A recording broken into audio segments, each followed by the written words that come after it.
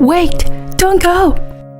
I cried out instinctively upon hearing the engine noise of the car suddenly accelerating in the middle of the forest at night. My husband, who was driving, gave me a smug and unpleasant smile. Gotcha, didn't I? Did you really think I drove all the way out here? For the sake of a crazy old woman and ugly wife? It was all a lie. Every bit of it. A lie. No. How can you? I stared suddenly at the car's headlights and hugged my mother's shoulder tightly. Keep babbling all you want. You're not getting out of here anyway. Thanks for falling for it. Both of you. See ya. Without the energy to chase after the receding car, I slumped and despaired. What would I do? We've been left behind in this forest. I have no idea which way to go. Help! Someone, please!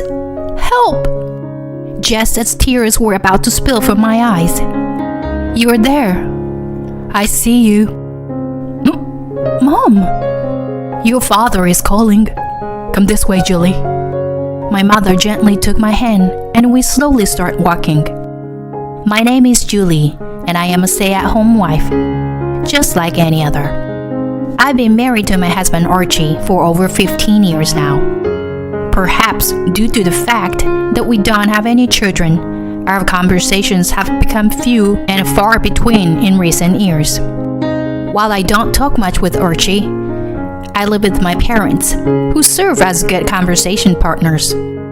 Despite their age, my parents are strong and healthy for now. However, for Archie, this situation is far from comfortable. He works overtime and is hardly ever home on weekends or weekdays. On days when he gets off work at a normal time, he always goes out drinking and doesn't come home until late at night. Although there is no particular bad blood between Archie and my parents, it seems that the distance between a son-in-law and his in-laws is something that can never be bridged. I don't want to make things any more uncomfortable for Archie than they already are. Furthermore, I try not to think about it too much. But there is no telling when my parents will no longer be healthy. As they continue to age, it's inevitable that they will pass away before Archie and I. When that happens, our family will only be me and him. And it's far too sad to continue living in this unemotional marriage. I want to do something about it, but I've somehow lost the ability to talk to my husband. Just as I was worrying about these things, something unexpected happened. My father suddenly complained of a severe headache and was rushed to the hospital. The results of his test revealed that he had a brain tumor and was given a year to live. The tumor was located in a spot where surgery was not possible, and it was uncertain whether treatments such as radiation therapy would be effective. Either way, I want my father to live as long as possible. He was immediately admitted to the hospital and began receiving palliative care. We couldn't accept the reality that my father would soon be gone. However, we couldn't do nothing either. Because we didn't know how much time we had left with him, we wanted to visit him as much as possible. This is normal feeling for any family. So my mother and I visited my father almost every day and took care of him. However, there was one thing that bothered me. Archie never came to visit my father. It's understandable that Archie and I have different feelings about my father, despite being family. After all, we don't share the same blood, and we have spent different amounts of time with my father. I understand this. However, isn't it strange that Archie has never come to visit my father even once? Especially when my father has already been given a year to live. Is this a lack of compassion on his part? Or am I just expecting too much? To be honest, I no longer understand his feelings or thoughts. My father also seemed to feel lonely because Archie never came to visit. Eventually, my father passed away without ever meeting Archie since he was hospitalized. Even though we had prepared ourselves for his terminal diagnosis, saying goodbye to my father brought a deep sense of loss to me and my mother. My mother in particular became so depressed that she seemed to lose the will to live. Even then, I took care of all the preparations for my father's funeral, as Archie hardly helped at all. In fact, I overheard him muttering that there was no need to hold a funeral, which made me feel disappointed in him. Nonetheless, I managed to get through my father's funeral as the chief mourner. My father's friends were all truly good people, and they all told me that we had lost a wonderful person. I was glad to know that my father was truly loved by many people.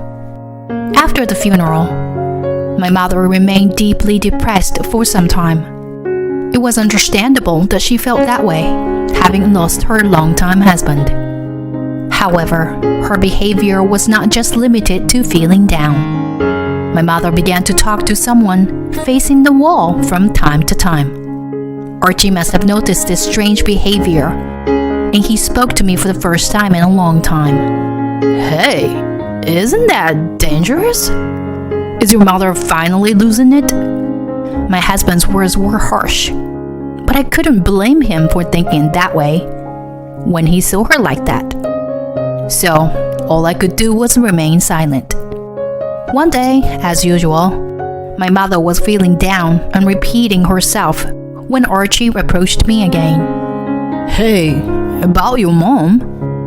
It's sad that Dad passed away, but we can't let her stay like this forever.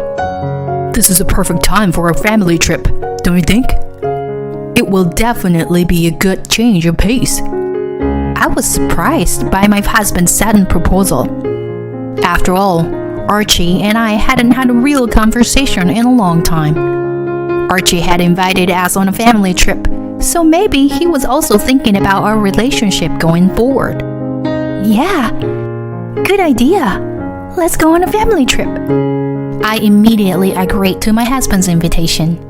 I told my mother about it, and although she thought about it for a while, she eventually agreed.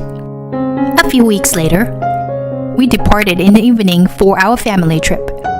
Archie said it was a bit of a distance, but if we drove, we could arrive the next morning. We drove on the highway for a few hours, but at one point, Archie got off the highway and onto a regular road. We were in the middle of the countryside with almost no houses around, and the area was mostly cornfields. I vaguely remembered Archie saying that he had booked a traditional inn. But how could it be in a place like this? Despite my concerns, Archie kept driving deeper and deeper into the forest. I became quite worried and asked him about our destination. "Where are we going exactly, Archie?" "Oh, there's a place nearby where you can see a breathtaking starry sky. It's a little far from the inn, but since we're so close, let's go check it out. Seeing something beautiful might clear our minds, don't you think?" "I see. So that's what you had in mind.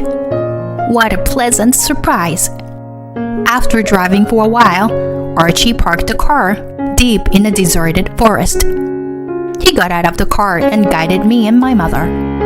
As we followed him, the dense trees gradually thinned out, and the sky opened up to reveal a starry sky as far as the eye could see. What a wonderful sight! I was speechless, and my mother murmured, "How beautiful." I sensed that my mother's spirits had lifted a little upon hearing her words. Of all the things Archie had done for us so far, this might be the most enjoyable. It felt like our relationship until now had been nothing but a lie. As we were captivated by the starry sky, Archie called out to us, "I brought coffee, but I forgot it in the car, so I'll go get it. You two wait here." Archie said this, and went back to the car with a flashlight. I couldn't believe how thoughtful he was. I was starting to fall in love with my husband all over again. As I watched him walk away, my mother began to speak to herself. Ever since your father passed away, I haven't been able to feel any colors when I look at things. And I've been looking down all the time. But today, I looked up the sky for the first time in a long time. And there were stars shining so brightly and vividly. I've lived a long time, but I don't think I've ever seen such a beautiful sky before. I wish I could have shown it to your father too. Mom. Yeah, I know. While watching my mother shed tears as she gazed at the starry sky, I too felt a lump in my throat. It's natural that my mother still can't wipe away the sense of loss from my father's passing. However, she seemed a little more positive than before. It's thanks to Archie, and I'm glad for that. When he comes back, I have to thank him. At that moment, the sound of a car engine approached. It was an unnaturally loud sound that didn't seem to fit in with the surroundings. I turned around to see Archie's car moving and the headlights turning on. Then, my husband, who was in the driver's seat, smirked with an unpleasant grin on his face. Gotcha, didn't I? Did you really think I drove all the way here? For the sake of a crazy old woman and an ugly wife? It was all a lie. Every bit of it. A lie. No, how can you? I stared silently at the car's headlights and hugged my mother's shoulder tightly. Keep babbling all you want. You're not getting out of here anyway. Thanks for falling for it, both of you. See ya. I slumped down without the energy to chase after the receding car. What should I do? We've been left behind in this forest, and I have no idea which way to go. Archie even took the flashlight with him. Although my cell phone's light can be used, it's not enough to show me where to walk. Wandering around aimlessly would waste our energy. Besides, I'm already a middle-aged woman who gets tired easily, and my mother is even more exhausted.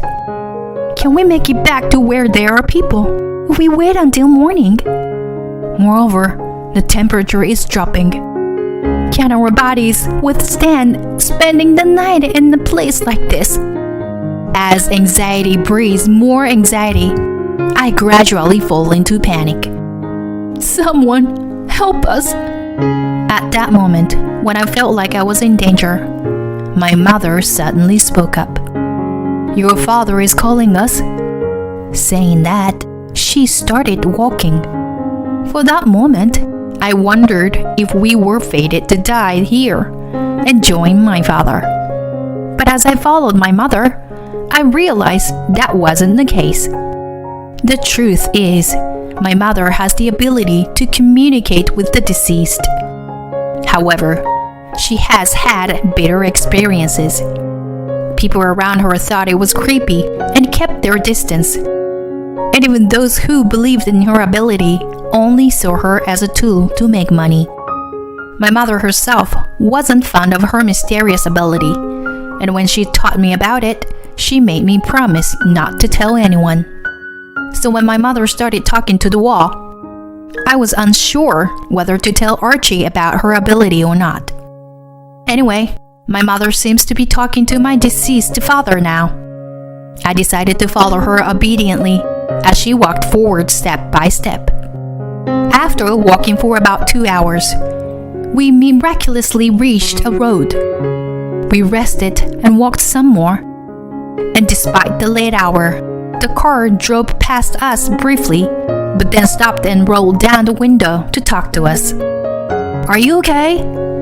I was about to cry with joy when we finally meet someone. My mother and I approached the driver and explained our situation.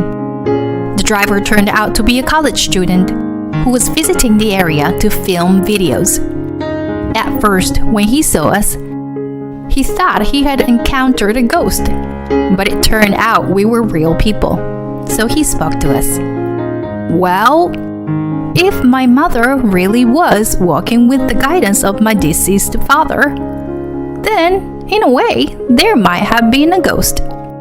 Anyway, they kindly listened to our situation and offered us a ride in their car, which helped us escape from the forest. A few hours later, when we returned home, there was a strange woman cuddling with Archie. When he saw us, Archie was surprised and shouted, "Why are you alive?" He thought it was possible for us to walk back from the forest. "Damn it! If that's the case, I'll send you back again," Archie said as he came towards me and my mother. Before he could grab me, a police officer jumped out from behind me and apprehended him. Actually, after the college student dropped us off in town, my mother and I reported the whole incident to the police. The college student testified that he had picked us up, and the police officer accompanied us home. Archie, who didn't know about this, confessed to what he had done to us in front of the police officer. He was taken away in a police car with his arms firmly held on both sides. "Damn it! This wasn't supposed to happen!" Archie shouted from inside the police car, but I glared back at him fiercely. In this way, my mother and I were saved from danger. In the aftermath, Archie confessed everything to the police. He had been having an affair with a woman named Stella for several years. I thought he had rarely been at home because he was uncomfortable there, but it seems he was mostly absent because of the affair. Then one day, Archie was caught by my father at the scene of his infidelity and scolded for it. As a man, I can understand the feeling of being attracted to other women. But as a father, it is absolutely unacceptable to make Julie sad.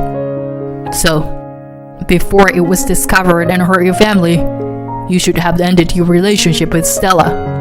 Got it? At that time, Archie quietly followed my father's words. However, in the end, Archie did not break off his relationship with Stella and try to avoid my father as much as possible. Then, when my father was hospitalized with a brain tumor, Archie was able to freely meet with Stella and never came to visit my father. After my father passed away, Archie's fear of being caught for infidelity disappeared, and he seemed to be in high spirits. Then, Archie witnessed my mother's strange behavior and told Stella about it. "Then, if you dispose of the demented old lady and our daughter, the inheritance will be yours, Archie." Upon hearing this, Archie came up with a plan to leave us stranded in the forest. In reality, we were left behind, and it could have been dangerous for us. However, Archie and Stella miscalculated that my mother was not demented, but had a strange ability to communicate with the deceased. Thanks to that, we were able to return safely with the help of my deceased father. After a while, Archie was sentenced to prison, and Stella was arrested as an accomplice. Archie and I divorced, and I finally became free from being the wife of a criminal. If he had continued to maintain a peaceful relationship with his wife, he would have at least received some inheritance in the future. However, due to being blinded by his immediate desire, he not only lost his inheritance, but also his future. What a foolish man he was. Later, my mother and I erected a tombstone on the land that my father had owned as a tribute to him. Although it was not a large area, it was a beautiful place with a stunning night sky. My mother and I expressed our gratitude to my father once again for saving us from the forest. When I asked my mother if my father was saying anything, she shook her head. But there was no sadness on her face. Mother said that my father was no longer with us, and that he had become at peace since Archie was caught by the police, leaving him with no regrets. But it's okay. I'm sure he has become a star, and he is watching over us. Saying this, my mother looked up at the sky and smiled. I did the same. And then suddenly, a warm breeze surrounded us. "Oh, that must be Dad," I exclaimed, and my mother chuckled and said, "Yes, I'm sure it is him." Smiling at each other beneath the night sky, I made a vow to treasure the time I had with my mother and live the rest of my life fully.